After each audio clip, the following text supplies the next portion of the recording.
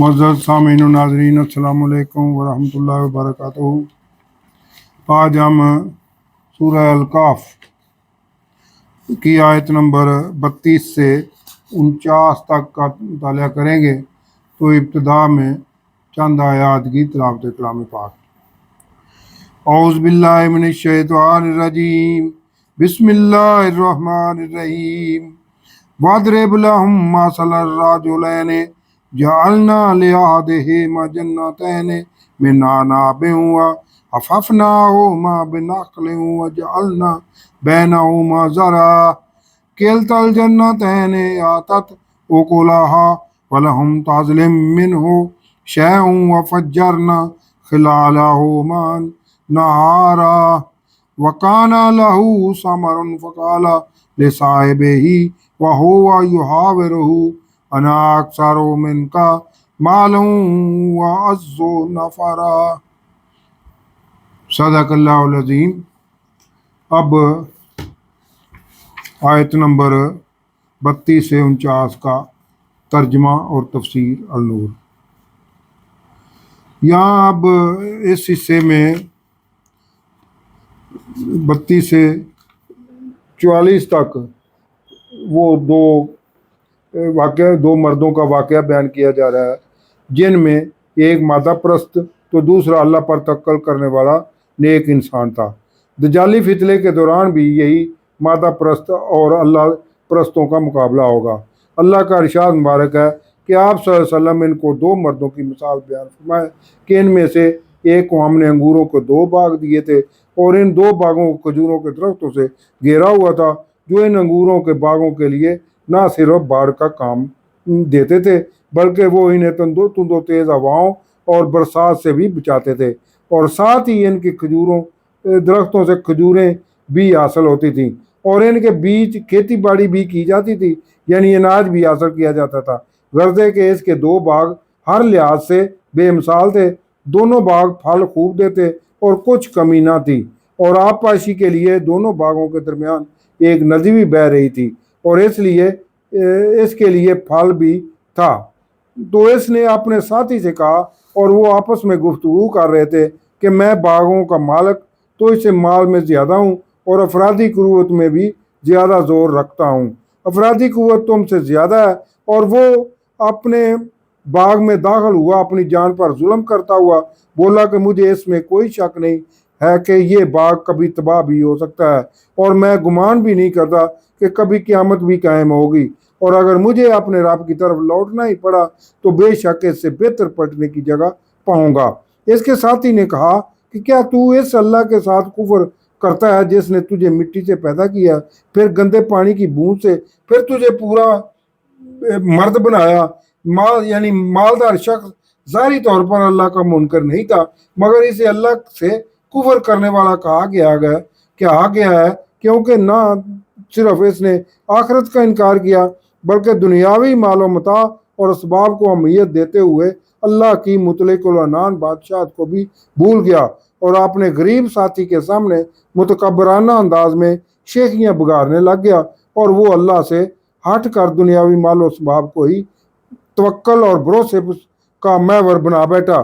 दूसरा, इसने गरीब साथी की दिल आज़ारी भी की और बड़े मुतकब्बराना अंदाज में इस पर मालो असबाब और अफरादी कुव्वत का डटाई से रोक डाला।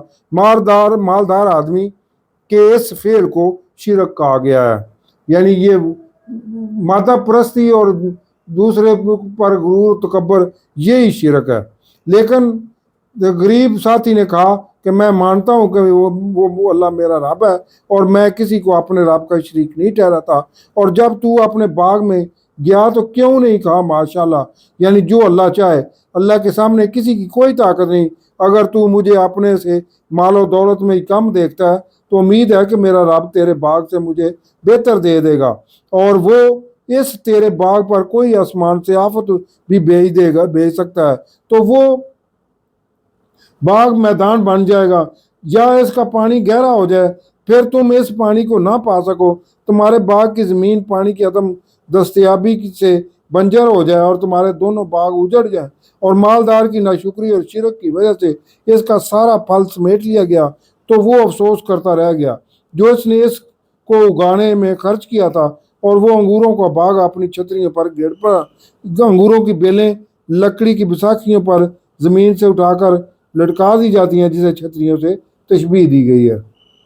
और वो कह रहा था कि हाय मेरी शामत, काश मैंने अपने रब का किसी को शरीक ना ठहराया होता, यानी काश इसने अल्लाह की कुदरत और इसके कुल्ली इख्तियार को बुलाकर ज़ाहिरी दुनियावी असबाब और वसाइल पर तवक्कल ना किया होता। ये ज़ाहिरी दुनियावी असबाब और वसाइल पर भरोसा जो है, यही दज्जालियत का एक पहलू भी है, और यही वो शिरक था जिसका इसने इतराफ़ कर लिया, मगर तमाम मालो असबाब तबाह होने के बाद। यानी अल्लाह ने ये दुनियावी मालो असबाब अल्लाह पर तवक्कल छोड़ के दुनियावी मालो असबाब पर भरोसा करना ये शिरक करार दिया है, और यही दजाली फितना होगा।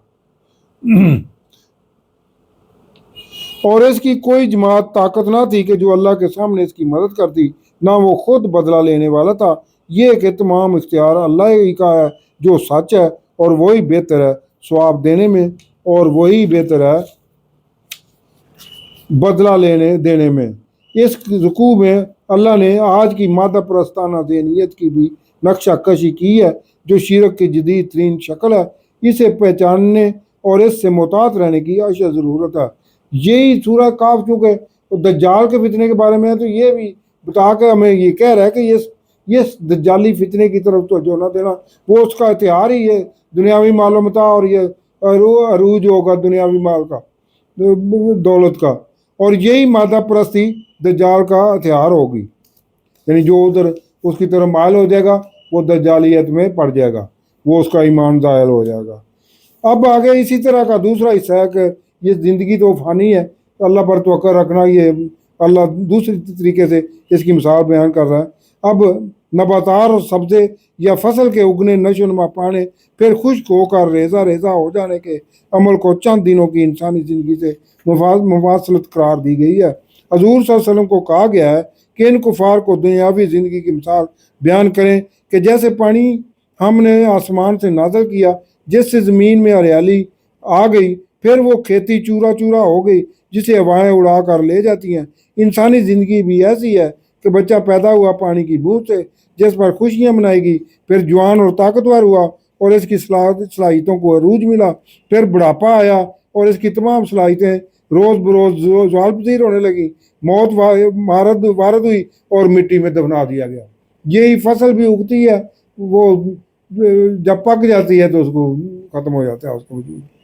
तो इंसान भी जब अपनी ज़िंदगी पूरी कर लेगा तो उसको भी दुनिया से मलिया मेट कर दिया जाएगा। और अल्लाह ही कुदरत वाला है, माल और बेटे दुनियावी ज़िंदगी का संगार है, और बाकी रहने वाले नेक अमाल है। यानी माल और बेटे मालो मता पे भरोसा ना करना, ये फ़ानी है, ये ख़त्म होने वाला है। अल्लाह पर तवक्कुल रखना जो बेहतर है तेरे रब के यहाँ सवाब के लिए भी और एतबार के लिए भी। और जब हम पहाड़ों को चलाएंगे और तुम देखोगे कि ज़मीन को खुली हुई, और हम सब को जमा कर लेंगे और किसी एक को भी नहीं छोड़ेंगे, और वो सब दर सब आप सल्लल्लाहु अलैहि वसल्लम के रब के सामने पेश किए जाएंगे। फिर कहा जाएगा कि आ गए वो हमारे पास, जैसा हमने तुम्हें पहली बार पैदा किया था, बल्कि तुम तो गुमान करते थे कि हम तुम्हारे लिए हरगिज़ कोई वादे का वक़्त मुकर्रर नहीं करेंगे। और फिर रखा जाएगा अमाल नामा, तो आप सल्लल्लाहु अलैहि वसल्लम देखोगे मुजरिमों को इसके लिखे से डर रहे होंगे और कहेंगे हाय हमारी खराबी, ये कैसा अमाल नामा है जिसमें ना तो किसी छोटी चीज़ को छोड़ा गया है और ना ही किसी बुरी बड़ी को जिसका अता ना किया गया हो, और वो अपना किया हुआ सामने पा लेंगे, और आप सल्लल्लाहु अलैहि वसल्लम का रब किसी पर जुल्म नहीं करेगा। सदक़ल्लाहुल अज़ीम।